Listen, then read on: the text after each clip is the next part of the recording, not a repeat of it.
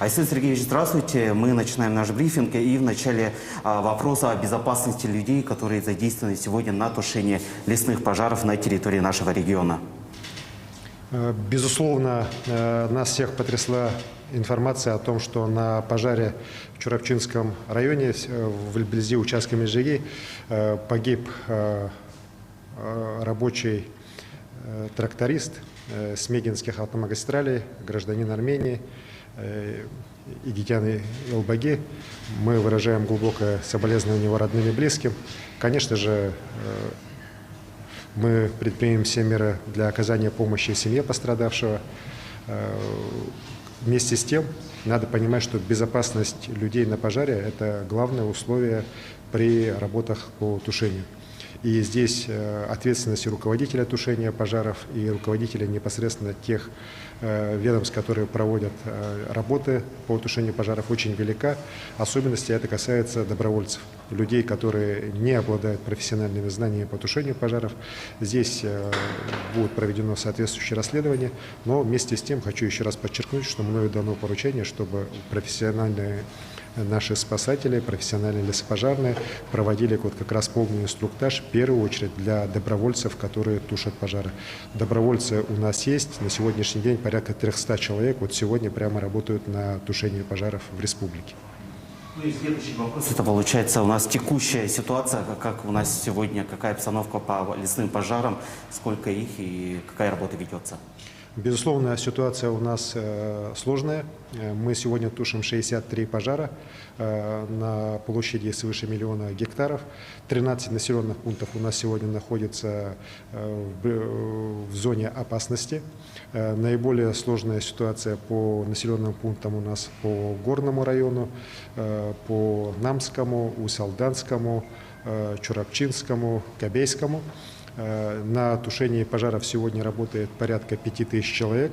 Это 128 человек военных Министерства обороны, порядка 300 человек МЧС, свыше 1000 человек это лесоохрана, из которых 250 это наша республиканская лесоохрана, остальное это федеральный резерв и привлеченные силы из других субъектов Российской Федерации.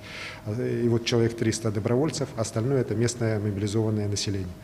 Работает свыше 700 единиц техники различной, в том числе работает и авиация Министерства обороны, и Министерство по чрезвычайным ситуациям, и вертолеты. Из-за задымления в Мирном достаточно долго у нас самолеты не работали, но уже несколько дней Б-200 и Ил-76 тоже уже начали работать по крупным пожарам по Западной Якутии.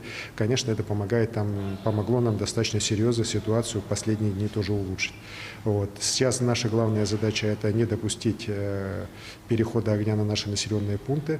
По всем направлениям у нас группировки собраны, достаточно серьезные. Мы уверены, что должны отстоять наши населенные пункты. Ну, слава богу, что сейчас у нас вот та огромная ветровая нагрузка, которая была на прошлой неделе, когда ветер достигал до 25 метров в секунду, причем в течение длительного времени. Сейчас все-таки ветер спал, и пожарным на всей территории, лесопожарным работать все-таки стало гораздо легче. И по задымленности у нас, вот мы сегодня наблюдаем в столице региона задымленности и в ряде населенных пунктов. Вообще, что говорят у нас по прогнозам синоптики? Безусловно, я разделяю беспокойность жителей вот и города Якутска дымовой нагрузкой, которая у нас появилась со вчерашнего вечера. Дым сюда пришел с пожаров в Намском горном районах. Это кроме самих непосредственно пожаров, которые там идут, у нас серьезная дымовая нагрузка также из-за отжигов. Но здесь надо понимать, что эти отжиги должны быть проведены обязательно для того, чтобы не допустить дальнейшего разгорания пожаров. Я уже объяснял, что вот когда был сильный ветер, ряд пожаров у нас по очень длинной линии на несколько десятков километров, как раз вот в районе Тастаха, Улусыхы, они распространились. И вот как раз сейчас есть угроза при перемене ветра, что эти пожары начнут не только в длину, но и уже в ширину распространяться. И сейчас главная задача – опахать эти пожары. Там длина минерализованной полосы в итоге будет составлять, наверное, свыше 100 километров. Там работает техника Министерства обороны, техника наших крупных компаний, таких как Сахатранснефтегаз, городская администрация, также со стороны вот, южной части, скажем, этого пожара тоже проводит работы. И нам главное сейчас вот создать эту полосу минерализованную и провести встречные отжиги.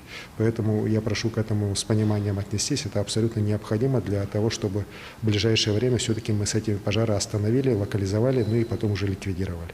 Мы надеемся, что все-таки смена ветра произойдет в ближайшие сутки, ну и уже станет легче дышать. При этом я просил руководство города, Евгения Николаевича Григорьева, чтобы все-таки по городу Якутску работодатели вот в условиях сильной задымленности делали или укороченный рабочий день, если можно делать и выходные дни, вот когда сильная задымленность на тех предприятиях, где это можно сделать. Ну и чтобы учреждения здравоохранения, скорая помощь работали в усиленном режиме для того, чтобы оказывать помощь людям, которые, конечно же, безусловно, страдают от этого сильного дыма. И последний вопрос касается помощи федерального центра. Какая помощь оказывается у нас федеральным центром? Какие эти, получается, помощи оказаны и будут оказываться? Безусловно, мы сейчас получаем очень серьезную поддержку последние недели, последние дни. Я имел позавчера беседу по телефону с президентом страны. После этого сейчас уже на территорию республики прибыли 200 специализированных пожарных спасателей спецотрядов МЧС. 50 из них уже работают на пожарах в Намском районе. 150 человек сейчас мирно находятся. В течение сегодняшнего дня должны быть переброшены уже на пожары, где наиболее такая серьезная обстановка как раз связана с угрозой населенным пунктам. Это и Вчурапчинский район, Усалданский, Намский, Горный и Хангаласский улус. Мы также сейчас получаем уже дополнительную помощь по линии авиации. Я обратился к министру чрезвычайных ситуаций Зинчеву с просьбой усилить вертолетную группировку с ВСУ, с водосливными устройствами, чтобы их у нас было больше. Такое решение, мы надеемся, уже принято, и в ближайшее время вертолеты должны сюда прибыть. Что касается авиации, мы, конечно же, ждем, чтобы полоса города Якутска смогла принимать самолеты. Как только позволят технические параметры полосы принимать самолеты, я очень надеюсь, что будет выдано хотя бы даже разовое разрешение на полеты военной авиации и авиации МЧС для того, чтобы они могли работать с аэропорта Якутска. Сейчас просто идет процесс, когда бетон, положенный на взлетно-посадочную полосу Якутска, он должен затвердеть, и специалисты говорят, что это должно произойти, но минимальный срок это после 20 августа. И мы очень надеемся, что до этого времени нам хватит ресурсов вот по остальным пожарам, по всем отрабатывать, локализовывать их. Ну и, конечно же, решение принимается и долгосрочного характера, мы об этом знаем. Это и увеличение норматива финансирования, которое правительством страны сейчас принимается. Это и решение, которое сейчас приняла комиссия во главе с Юрием Петровичем Трутнем о выделении уже сейчас 150 миллионов рублей на приобретение специализированных тракторов класса ДТ-75 для того, чтобы мы их уже могли подготовить к работе уже в следующем сезоне, с самого начала, уже к зимнему периоду, чтобы они начали работу по подготовке к следующему лесопожарному сезону. Хочу еще раз обратиться к жителям республики. Ситуация очень сложная. Мы никогда еще не испытывали такой засухи, такой жары. У нас ряд очень серьезных проблем и по сельскому хозяйству, по травостою сейчас правительство принимает решения. Вот пожары, они у нас, к сожалению, не уменьшаются. И очень прошу людей воздерживаться от выездов в леса. У нас, к сожалению, уже есть по нескольким населенным пунктам случаи возникновения пожаров именно из-за человеческого фактора. Если вот июнь-июль у нас в основном это все шли сухие грозы, и сейчас от сухих гроз возникают пожары, но по некоторым случаям мы видим, что это все-таки человеческий фактор. И для того, чтобы минимизировать последствия несанкционированных выездов на природу, вообще угрозы, в том числе и людям, которые туда выезжают, сейчас принято решение, что сезон охоты у нас тоже будет отложен до снятия режима чрезвычайной ситуации в лесах.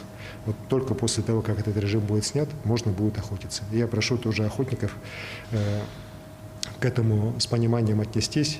Охотники – люди, которые любят природу, уважают природу, ну и понимают, что сейчас, конечно же, находиться в лесу, охотиться, но это совсем не то время, когда можно этим заниматься. Уверен, что мы все вместе, единой силой справимся с стихией пожаров. Спасибо. Это был брифинг главы республики Айсена Николаева о ситуации с лесными пожарами на территории региона.